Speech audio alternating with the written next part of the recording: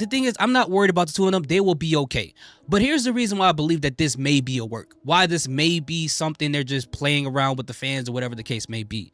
Like I said, Paul Heyman played him up. He said the fans really, they really want him on the screen. They really want him to have a push. Making him a star. We're not shoving him and Scarlett down anybody's throats. The audience itself is making him a star, and indeed, perhaps a top star. And he's talented enough, and so is she, to carry it. It reminds me of someone else, by the way, that was in WWE, that the audience felt, this is our guy. We like this act. We like him to be a bigger star. Why aren't you making him a bigger star? Damn it, make him a bigger star. We're going to chant his name. We're going to bring his signs. We're going to buy his t-shirts. We're going to demand that you make him a bigger star. That guy's name was Steve Austin. Daniel Bryan, too. So once you hear that, and you think about the time that the fans were chanting for Karrion Kross and Triple H pretty much ignored the crowd, it feels like they're trying to agitate the fans on purpose to get them to a point where they rally behind Karrion Kross even more.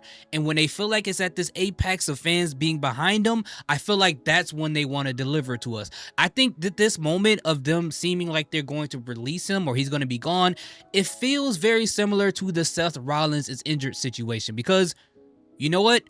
We didn't hear it officially about Karrion Kross, just like we didn't hear officially what Seth Rollins' injuries specifically were. But today, guess what we did hear? We heard when Adonis, we heard it from everywhere, but we never heard anyone say that, hey, we know for a fact that Karrion Kross is gone. They only heard people saying, we just have speculations that he's gone because of the alumni section and the reports about his contract. And the other thing that suggests that this may not be true, that is hiding, is because Karrion Kross had said in an interview, he said, if you don't hear it directly from me, do not listen to it. And yet at this point, I have not seen Karrion Kross post anything. And I follow him on Instagram. I follow him, whatever you can follow him on. I have yet to see him say anything about him officially being released, right? He hasn't said anything. And if you combine that with, on top of that, that WWE have been promoting his book, the book he just released. They got his new t-shirts online. He just had a match at SummerSlam, one of the big four PLEs. Why would they do that all for a person they don't really know is still going to be around, or if they already made up in their head that he's going to be gone? It just doesn't make any sense at all.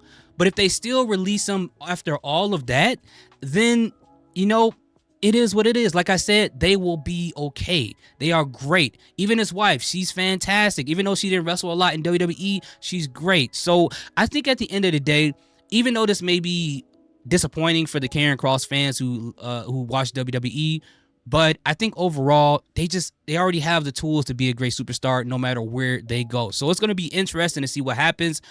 What do we got? Survivor Series coming up at some point. If this is not true, if he's gone, I wouldn't be surprised if he showed up at the next PLE, at Clash of Paris, or if he shows up at Survivor Series, which to me seems too far out. If they are like trying to, swerve the fans a little bit, that'll be dragging it out a little bit too much. But again, there's part of me that believes this may not be true. But if it is, guys, I think they'll be okay. And Karrion Kross, if you watch his interviews, guys, he's never said anything terrible about WWE. Even speaking about him being released multiple times, he's been very, very professional. So even just off of that part of it, I don't know why you wouldn't want him in any promotion that you own. So at the end of the day, guys, let me know in the comment section. Do you care about this? Do you not care about this? What's your favorite Karrion Kross moment or match? I would love to hear about that in the comment section. Thank you guys so much for watching. Salute. Peace.